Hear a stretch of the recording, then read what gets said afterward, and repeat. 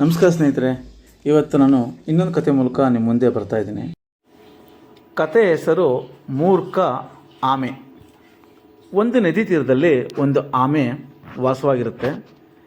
ಅದಕ್ಕೆ ಎರಡು ಹಂಸಗಳು ಸ್ನೇಹಿತರಾಗಿರ್ತಾರೆ.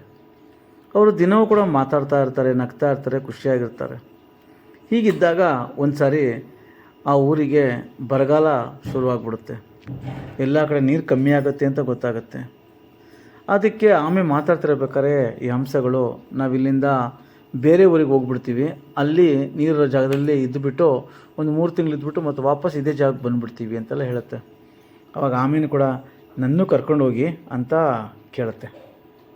ಅದಕ್ಕೆ ಈ ಹಂಸಗಳು ಹೇಳ್ತವೆ, ಅಲ್ಲ ಆಮೆ, ನೀನು ಯಾವಾಗಲೂ ತುಂಬ ಮಾತಾಡ್ತೀಯ, ಯಾವಾಗಲೂ ವಟ ಕೊಡ್ತಾ ಇರ್ತೀಯ, ಎಲ್ಲರ ಜೊತೆ ಮಾತಾಡಿದ್ರೆ ನಿಂಗೆ ಇರೋಕ್ಕಾಗಲ್ಲ, ನೀನು ಹೆಂಗೆ ನಮ್ಮ ಜೊತೆ ಬರೋಕ್ಕಾಗತ್ತೆ ಅಂತ ಹೇಳ್ತಾರೆ.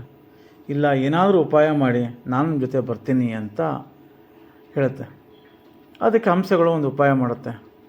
ಒಂದು ಹಂಸ ಹೋಗ್ಬಿಟ್ಟು ಒಂದು ಕೋಲನ್ನು ತೊಗೊಂಬರುತ್ತೆ. ತಂದುಬಿಟ್ಟು ಹೇಳುತ್ತೆ, ನೋಡು ಆಮೆ, ನೀನು ಮಧ್ಯದಲ್ಲಿ ಈ ಕೋಲನ್ನ ಕಚ್ಕೊಂಡು ಇಟ್ಕೊಬೇಕು. ಎರಡೂ ಕಡೆ ನಾನು ಮತ್ತು ನನ್ನ ಸ್ನೇಹಿತ ಇಬ್ಬರು ಈ ಕೋಲನ್ನ ಬಾಯಲ್ಲಿ ಕಚ್ಕೊಂಡು ಇನ್ನು ಈ ಸ್ಥಳದಿಂದ ಬೇರೆ ಸ್ಥಳ ಕರ್ಕೊಂಡು ಹೋಗ್ತೀವಿ. ಆದರೆ ಒಂದು ವಿಷಯ, ಯಾವುದೇ ಕಾರಣಕ್ಕೂ ಕೂಡ ನೀನು ಮಾತಾಡ್ಕೋದು, ನಾವು ನಮ್ಮ ಗುರಿ ತಲುಪೋವರೆಗೂ ಕೂಡ ನೀನು ಹಾಗೆ ಕಚ್ಕೊಂಡಿರಬೇಕು ಅಂತ ಹೇಳುತ್ತೆ. ಇದಕ್ಕೆ ಈ ಆಮೆ ಖುಷಿಯಾಗಿ ಒಪ್ಕೊಂಡ್ಬಿಟ್ಟು ಸರಿ ಅಂತ ಹೇಳುತ್ತೆ. ಒಂದು ದಿವಸ ನಿಗದಿಪಡಿಸ್ಕೊಂಡು ಒಂದು ದಿವಸ ಆ ಹಂಸಗಳು ಆ ಆಮೆನ ಕರ್ಕೊಂಡು ಹೊರಡ್ತವೆ. ಇದು ಹೋಗಬೇಕಾದ್ರೆ ಇದೊಂಥರ ವಿಚಿತ್ರವಾಗಿ ಕಾಣ್ತಾ ಇರ್ತದೆ.